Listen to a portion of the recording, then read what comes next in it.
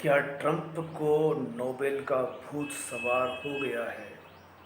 Trump हर वक्त Nobel की आकांक्षा किए बैठे हैं। भारत पाक के बीच में हुआ अघोषित युद्ध में उसे सीज फायर करने का हर बार श्रेय लेते हुए 18 बार कह चुके कि मैंने तो एटॉमिक देशों के बीच में युद्ध रुकवा दिया, सीज फायर करवा दिया।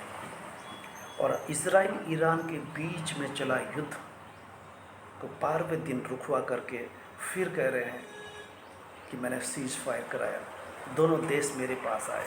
ये ट्रंप का बड़बोलापन है या पागलपन है या वो महत्वाकांक्षा है जो हर नेता चाहता है कि उसे विश्व शांति का नोबेल पुरस्कार मिले।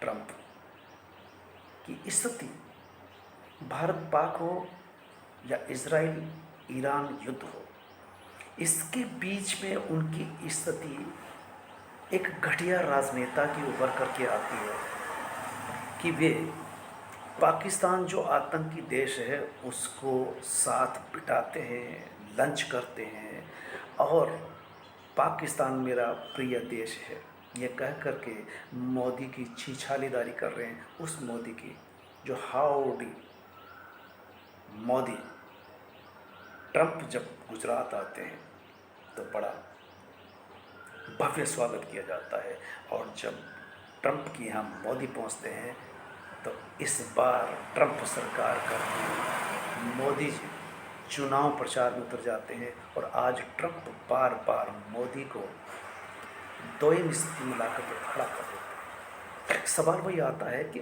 आखिर पाकिस्तान से इतना प्रेम क्यों, और ईरान जो ईरान को मारने, खमेनी को मारने चले थे कि खमेनी अब जिंदा नहीं रहेंगे, खमेनी के स्थान पर दूसरा बिठा दिया जाएगा।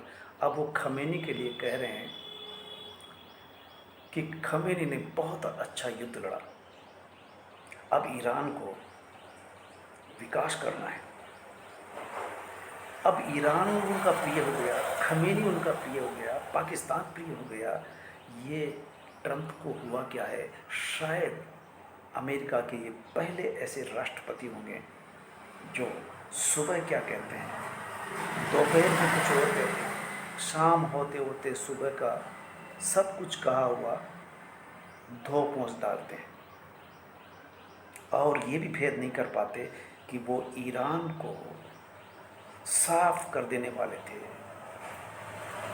मार देने वाले थे, खमेनी को सत्ता से उतार देने वाले थे। उसी खमेनी को अब और उसी ईरान को विकास करने के लिए कह रहे हैं और उसी पाकिस्तान को जो आतंक बरपाता है भारत में,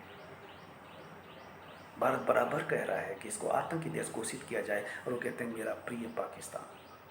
तो ऐसे में क्या इन दोनों देशों से नोबेल का रिकमेंडेशन चाहते हैं कि अगर पाकिस्तान प्रस्ताव देता है नोबेल के लिए और ईरान का प्रस्ताव चला जाए तो उनको नोबेल मिल जाएगा। इस तरह से एक आकांक्षा रखने वाला, महत्वाकांक्षा रखने वाला राजनेता कितना नीचे उतर सकता है। और हमने पिछली बार भी बताया था कि जो काम अमेरिका में ट्रंप कर रहे हैं, कुछ वैसा ही काम भारत में पिछले 11 सालों में मोदी जी लगातार कर रहे हैं, प्रेस के सामने ना आकर के और मन की बात रेडियो पर कर और सीज फायर जहाँ नहीं होना था ट्रंप के बहकावे दबाव में आकर के, तब इंदिरा गांधी पूरे देश को याद आ रही है कि इंदिरा गांधी के दौरान भी बड़ा दबाव पड़ा था, लेकिन अमेरिका के आगे वो न झुकी न रुकी। और इधर जब ट्रंप बोलते मैंने सीज फायर कराया, तब मोदी जी के मुंह में दही जम जाता है, वो जुबान नहीं खोलते। गोदी मीडिया केवल कसीदे करता रहता है।